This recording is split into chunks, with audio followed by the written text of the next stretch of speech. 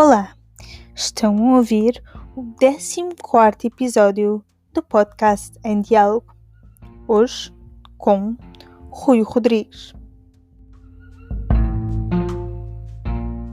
Olá, bem-vindo ao podcast Em Diálogo. Hoje estamos em diálogo com o Rui Rodrigues, que é parte da equipa Fala-me Neuro, que é um projeto de comunicação, neurociência acessível a todos. Olá, Rui, tudo bem? Olá, Mariana, tudo bem? Obrigado pelo convite. Obrigada por estares aqui hoje connosco. Então, queria começar por te perguntar, em que consiste o projeto Fala-me Neuro? Como é que ele surgiu? Bem, este projeto Fala-me Neuro já surgiu em outubro do ano passado. Eu tive a ideia de criar este projeto juntamente com mais pessoas, portanto, porque senti que existia uma falta de informação científica que fosse partilhada de forma geral e de forma acessível a todos. E então, basicamente, reuni uma equipa de jovens investigadores, tal como eu, que estivessem dispostos digamos, a partilhar esta minha paixão pela neurociência e também para aumentar, digamos, a literacia e o conhecimento da neurociência na comunidade portuguesa. Acho que isso é um dos grandes objetivos da nossa proposta. Certo, porque o cérebro ainda é uma coisa muito desconhecida, pelo menos para a população em geral, não há muita divulgação a nível do que se passa no cérebro, apesar de haver muita vontade agora, cada vez mais pessoas interessadas em neurociência, em questões mais cognitivas, Uhum. e até tem surgido diversos tipos de entidades, não só académico, mas também pessoas a nível individual, com algumas teorias sobre o cérebro. E então, pegando nisso, eu queria te perguntar, qual é a importância da investigação nas neurociências? Bem, a importância da investigação, e particularmente nas neurociências, é enorme. Ou seja, nós vimos que neste passado ano, especialmente com a pandemia, que a ciência, no geral, tem um papel fundamental na sociedade. Ahm, não tanto nas neurociências, no caso da pandemia Covid, mas eu acho que as neurociências permitem-nos não só estudar os fenómenos que acontecem no nosso cérebro, por um lado, para perceber como é que ele funciona a nível, digamos, basal, ou seja, como é que nós comunicamos, como é que nós funcionamos, perceber, imagina como é que uma determinada proteína está envolvida na regulação de um determinado fenómeno fisiológico, mas por outro lado também podemos olhar para uma vertente mais translacional, mais clínica, e perceber como é que os nossos cérebros podem estar alterados numa determinada patologia, sei lá, numa doença neurodegenerativa, como é o caso da doença de Alzheimer ou esclerose lateral amiotrófica, ou até em doenças do foro psiquiátrico, como a esquizofrenia ou a depressão, ou até distúrbios de sono. Bem, há uma enorme diversidade de conhecimento que é preciso ser descoberto, e a neurociência e a investigação em neurociência é realmente importante para descobrir esse conhecimento. E depois temos também, podemos também olhar para uma parte mais de aplicabilidade quase clínica, no desenvolvimento de novos fármacos, estratégias para potenciar o funcionamento do nosso cérebro e até a performance cerebral, digamos. Portanto, existe todo um mundo de conhecimento à espera, e que eu acho que é importante a neurociência e a investigação na área das neurociências para a sociedade, tem digamos, uma importância na sociedade. Sem dúvida. Então, estavas a dizer há pouco que o objetivo deste projeto é então partilhar mais informação sobre a investigação na neurociência e sobre o cérebro. Tu achas que há desinformação em relação a este tópico? Eu acho que sim, quer dizer, a desinformação é um bocado geral, ou seja, eu acho que as pessoas tentaram ou foram-se apercebendo que realmente existe muita informação que está disponível, mas nem toda essa informação é clara por um lado, e nem toda corresponde ao que acontece na realidade.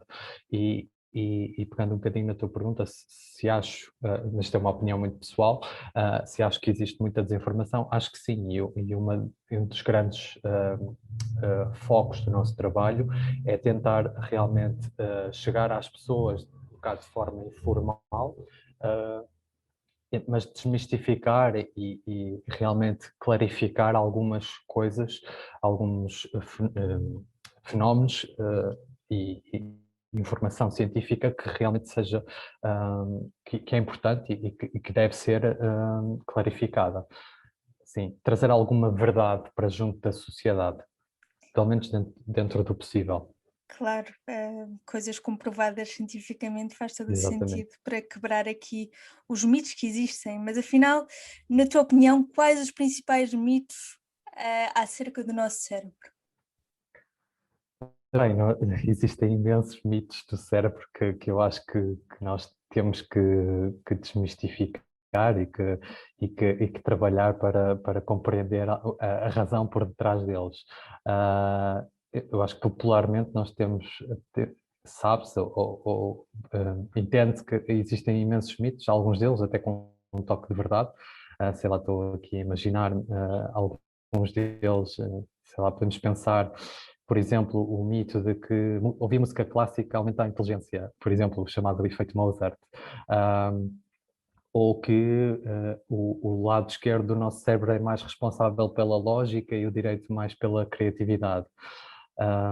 Isso são tudo mitos que foram sido, digamos, que a sociedade construiu e que faz parte do nosso projeto tentar desconstruí-los e desmistificá-los de forma que as pessoas percebam o que é que realmente corresponde à verdade ou que pode ser falso ou que pode ser um mito.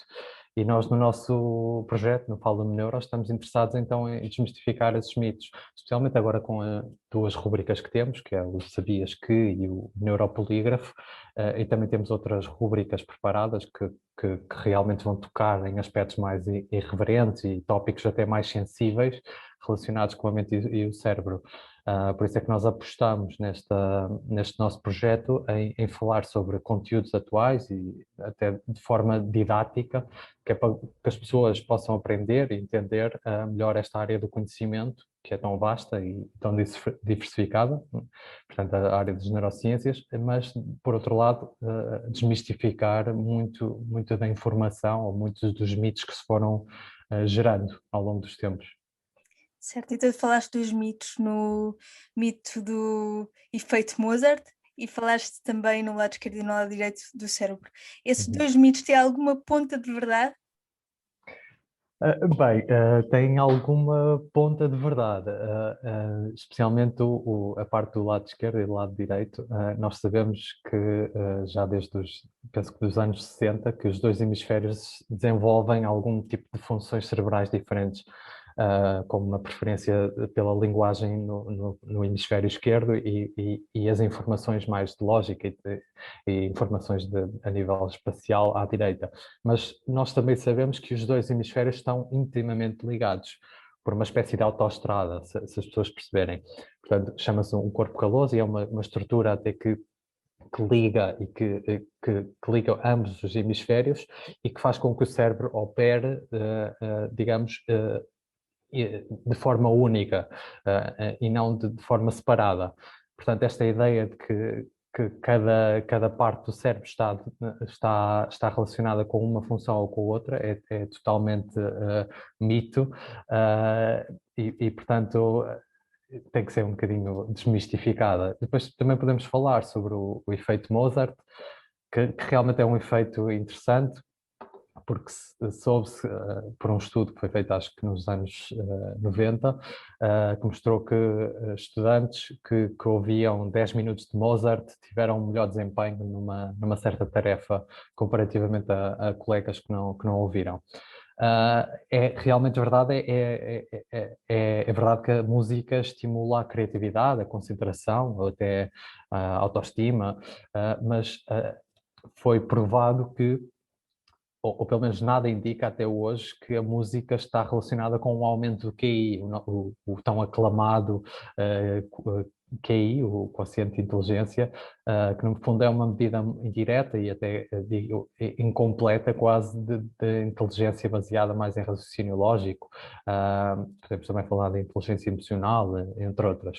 Portanto, este efeito Mozart tem um quê de verdade, mas não é de todo a verdade absoluta, digamos. Certo, é bom saber. Podemos continuar a ouvir música clássica, mas isso não vai aumentar o nosso QI. Exato. Eu depois tenho aqui também dois mitos que eu gostava que tu me esclarecesses. O primeiro é verdade que o ser humano usa apenas 10% do seu cérebro? Bem, isso é uma excelente pergunta, especialmente para quebrar o gelo nesta parte dos mitos do cérebro. Realmente um mito absurdo que se tem vindo a perpetuar ao longo do tempo. A verdade é que o nosso cérebro está sempre a funcionar, ou seja, está sempre 100% dedicado a regular funções básicas do nosso organismo, como a respiração, o batimento cardíaco, o movimento, o equilíbrio, entre outras. Imaginemos, por exemplo, que estamos, sei lá, a ir para o trabalho de bicicleta e também a planear ao mesmo tempo que tarefas é que temos que fazer nesse dia. Portanto, para além do nosso cérebro estar a regular o equilíbrio em cima da bicicleta, estamos também atentos ao que nos rodeia. Portanto, imaginemos atravessar uma passadeira ou aos carros que estão na rua e ainda em cima disso a planear todo o nosso dia. Portanto, o nosso cérebro nesse momento está em atividade constante, a ativar diferentes zonas que são responsáveis quer pelo equilíbrio, quer pela concentração ou até pela capacidade de planeamento. E outro exemplo gritante desta capacidade do cérebro usar, ou melhor, deste mito que se foi gerado, que na verdade é falso, de usarmos só 10% do cérebro, é, por exemplo, no sono. Acredita-se popularmente que o cérebro está quase adormecido quando estamos a dormir. Na verdade, o cérebro está em constante atividade. Nós estamos a organizar as memórias do dia anterior, por exemplo, a filtrar as que são as mais importantes, e só para dar um exemplo, é na fase de sono mais profundo, a que nós chamamos o sono REM, que o cérebro está a tornar estas memórias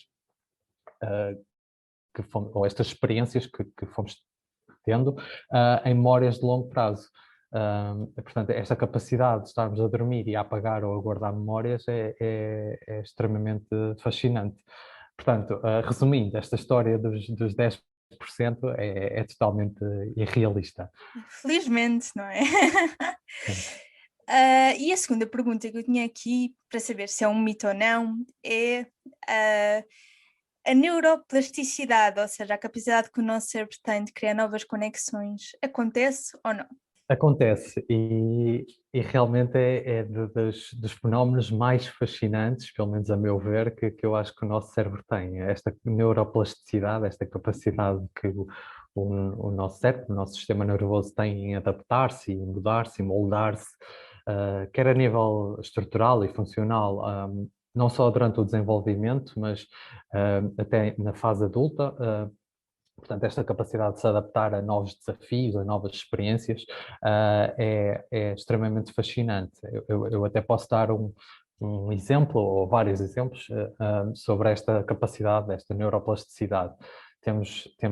Sem entrar em grande detalhe, temos processos que ocorrem no nosso cérebro, como plasticidade sináptica, plasticidade a nível de circuitos e de redes neuronais, ou até processos mais específicos, como a neurogênese adulta, a formação de novos neurónios na fase adulta, que por acaso é a minha área de estudo, ou até, imaginemos, situações de neuroplasticidade a nível mais prático, digamos, quando estamos, por exemplo, a aprender um novo instrumento, por exemplo, ou até na adaptação a situações mais adversas, como, por exemplo, na recuperação após um AVC, portanto, um acidente vascular cerebral, Portanto, há toda uma capacidade que o nosso cérebro, o nosso sistema nervoso tem em adaptar-se e moldar-se aos desafios que lhe são impostos. Isso é super interessante. Sabes que eu tenho paralisia cerebral, portanto eu tenho lesões cerebrais e sempre ouvi falar muito na neuroplasticidade e na capacidade do cérebro fazer novas conexões e também me interesso muito sobre esse assunto, daí a Uhum. minha pergunta. Ahm, Ligado com isto, com o cérebro, claro, queria também puxar aqui o assunto da saúde mental, porque hoje, mais do que antes, falamos muito sobre saúde mental, porque entramos nesta altura de pandemia, as pessoas estão em casa, estão fechadas, estão a viver uma realidade diferente do que viviam antes. Então fala-se mais sobre questões como ansiedade, como depressão, e que se calhar não se falava tanto antes. E há quem diga que a depressão e a ansiedade são apenas da nossa cabeça, entre aspas. O que eu te queria perguntar é: há alterações nos cérebros das pessoas que vivem com depressão, ansiedade ou mesmo outro tipo de transtorno a nível de saúde mental? Sim, é uma excelente pergunta. Aliás, é um excelente tópico para abordar durante esta fase que vivemos, especialmente porque estamos durante a Semana Internacional do Cérebro, é curioso, e o tópico deste ano é a saúde mental e a pandemia. Portanto, temos mesmo que reforçar e dar ênfase e enfoque às doenças do foro mental. Eu acho que, pegando um bocadinho no que disseste, as doenças do foro mental são particularmente difíceis de estudar porque acarretam diferentes alterações em vários processos a nível fisiológico que ocorrem no nosso cérebro. Ah, Existem, por exemplo, alterações a nível dos neurotransmissores e mesmo até a nível estrutural, que depois se traduzem nos tais sintomas e em quadros clínicos que são normalmente mais complexos. Ah, por exemplo, ao contrário de algumas doenças neurodegenerativas, que têm uma componente genética associada, a maior parte das perturbações neuropsiquiátricas não tem. E esta questão da saúde mental é bastante importante, porque normalmente há uma grande heterogeneidade, portanto, uma variabilidade interpessoal, e não, mas não só, também temos todo um estigma à volta da saúde mental e também a falta de tratamentos que são realmente eficazes em alguns casos também são, são enormes fatores de grande diversidade e até de preconceito. Eu gostaria de pegar aqui um bocadinho na parte do estigma e gostava de salientar que cada vez mais devemos olhar também para a saúde mental como algo que é tão natural como a saúde física. Que, por exemplo, muitos de nós temos plena noção que temos que ir ao médico quando partimos uma perna ou quando temos uma ferida. O problema é que muitos de nós não o fazemos quando temos um problema do foro mental, como a ansiedade ou a depressão que falavas. E um problema de foro mental deve ser encarado com tanta naturalidade como qualquer outro, e por isso deve-se pedir ajuda profissional quando não o conseguimos resolver sozinhos. Portanto, esta higiene e a saúde pessoal ou mental é importantíssima e deve ser tão importante como o cuidado físico. Eu penso que é mais frequente falarmos nos dias de hoje da saúde mental, especialmente por todo um contexto que estamos a viver, mas eu acho que ainda é necessário ainda muito trabalho para tentar destigmatizar, se me permite esta palavra, os problemas do foro mental e até desconstruir todo o preconceito que foi gerado à volta das doenças mentais. Estou 100% de acordo contigo.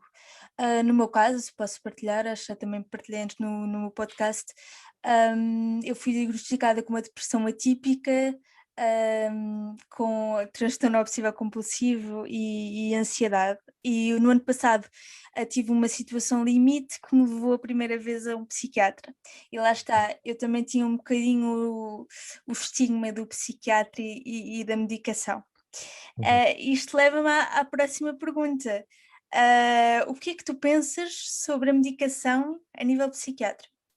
Bem, isso é uma pergunta, digamos, difícil, porque eu estou mais envolvido na parte da área de investigação mais básica, não estou tão ligado à parte clínica, mas eu penso que portanto, o uso de medicação, mais na parte da psiquiatria, é importante porque realmente há alguns problemas que nós não conseguimos fazer, que não conseguimos resolver, digamos, com estratégias mais naturais, ou estratégias mais, digamos, sim, não tão agressivas, digamos.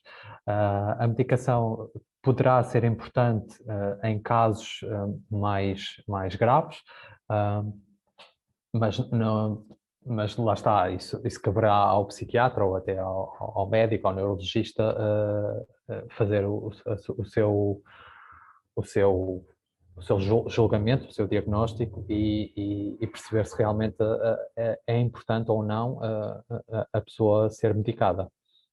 Certo. A nível dos impactos da medicação no cérebro, tu sabes ou tens conhecimento de impactos nocivos no cérebro? Isto porquê? Vou-te explicar a razão da minha pergunta. Porque há uma ideia que circula que os medicamentos utilizados para doenças do foro mental ou condições do foro mental têm um impacto muito nocivo no cérebro. Uhum. Tens conhecimento desta teoria?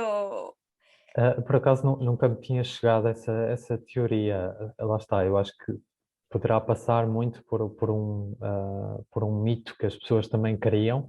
É óbvio que qualquer fármaco, e até diria qualquer substância extra que seja consumida, poderá ter consequências, quer a curto, quer a longo prazo, no cérebro, mas há uma série de fatores que influenciam a forma como o nosso cérebro é afetado ou não de forma mais ou menos permanente, digamos, pela toma desses medicamentos. Ou desses fármacos.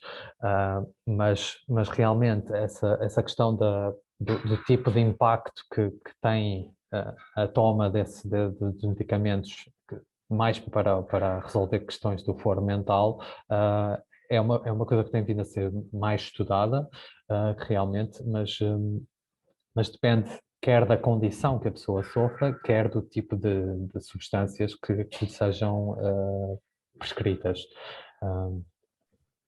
Claro, claro, faz todo sentido que nem todas as condições de saúde mental são as mesmas e também conforme a pessoa tem, uma pessoa pode ter diferentes necessidades, as doenças não são todas iguais e as pessoas também não. Achas que podes falar um pouco mais sobre a Semana Internacional do Cérebro? Sim, bem, a Semana Internacional do Cérebro eu acho que é uma dos eventos mais importantes que nós temos na área das neurociências, porque realmente existe para alertar as pessoas sobre fenómenos associados ao nosso cérebro, e também para desmistificar alguns mitos que se foram criando, para que as pessoas percebam.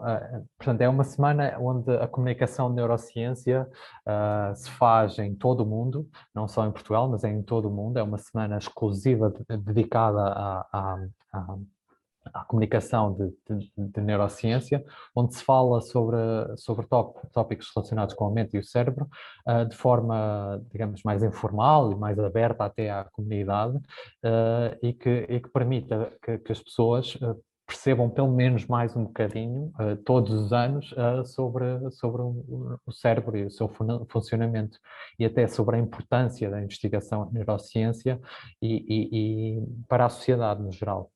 Como é que as pessoas podem aceder a esta Semana Internacional do Cérebro? Quando é que ela acontece? Portanto, normalmente ela acontece sempre em março, vai variando, portanto, a semana em si vai variando de ano para ano, mas acontece sempre em março. Penso que na segunda ou na terceira semana de março, normalmente é o mais habitual. E realmente é muito importante, porque são geradas imensas iniciativas a nível mundial, não só por parte dos institutos de investigação que fazem investigação em neurociência, mas até, portanto, pessoas a título individual que fazem ou que comunicam mais sobre neurociência. E é realmente importante porque tem um impacto enorme na sociedade e permite alertar para questões como a saúde mental, que nós falamos há bocadinho. Certo, super interessante. Achas que podes deixar alguns recursos que as pessoas possam consultar para saber mais sobre o cérebro e neuroplasticidade já agora? Bem, eu posso falar sobre iniciativas que se vão fazendo a nível mundial, até a nível nacional. Ah, o nosso projeto Fala Neuro é exatamente uma dessas iniciativas. Nós temos apostado muito, na, não só agora durante a Semana Internacional do Cérebro, mas vamos apostar durante todo o ano em publicar, portanto, em falar mais sobre o cérebro e desmistificar os tópicos relacionados com o cérebro, mas existem imensas iniciativas a nível mundial, especialmente a nível nacional temos a Sociedade Portuguesa de Neurociências, que é fundamental, é um pilar das neurociências a nível nacional, que permite esta comunicação de neurociência à sociedade portuguesa, mas depois temos a nível europeu, a nível mundial, imensas organizações como a FENS, por exemplo, ou até a IBRO. Portanto, a FENS é a Federação Europeia de Sociedades de Neurociências e a IBRO é a Organização Internacional de Neurociências. Portanto, e estas instituições, estas associações são realmente muito importantes durante toda a Semana do Cérebro e não só, e durante todo o ano vão surgindo iniciativas e propostas lançadas por estas organizações. Certo, obrigada. E, e agora, como é que os nossos ouvintes podem encontrar o projeto Fala-me Neuro? Bem, nós realmente nós apostamos inicialmente aqui na comunicação e nas plataformas digitais. Nós tínhamos imensas ideias para atividades a realizar pelo nosso Portugal fora, mas devido a limitações impostas pela presente pandemia não pudemos, portanto decidimos avançar com a comunicação nas diversas plataformas digitais. O que nós temos vindo a fazer é, tanto quer no Facebook, quer no Instagram, quer no Twitter, e até temos uma página no LinkedIn. É aí que nós falamos sobre neurociência de forma acessível a todos e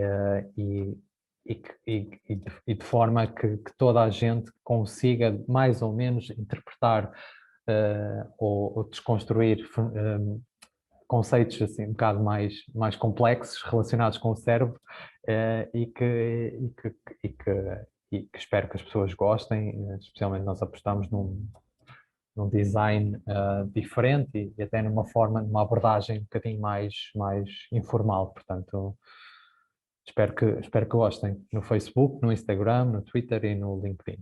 Então sigam aqui o Fala-me Neuro nas redes sociais e desde já parabéns pela iniciativa. É ótimo ter iniciativas destas para desconstruir algumas ideias que pareçam complicadas à partida e para saber mais sobre o nosso cérebro que é tão importante na nossa vida. Obrigada, Rui, por teres aceitado este convite. Foi muito bom ter-te aqui. Obrigado, eu. E aos nossos ouvintes, obrigada por estarem desse lado e até o próximo episódio. Se gostaste deste episódio, segue Podcast Sem Diálogo no Instagram, Facebook e LinkedIn. Divulga e não hesites em deixar o teu comentário. Obrigada!